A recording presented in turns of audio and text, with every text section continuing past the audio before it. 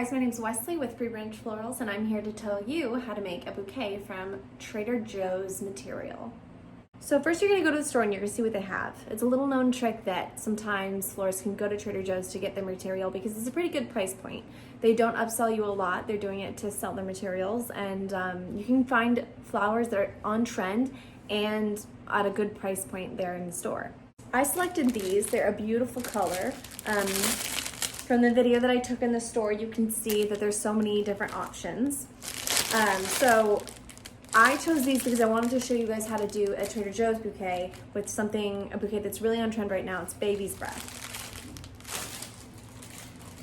The trick to doing a baby's breath bouquet is to make sure that you have the dimensions right. So here we have our flower.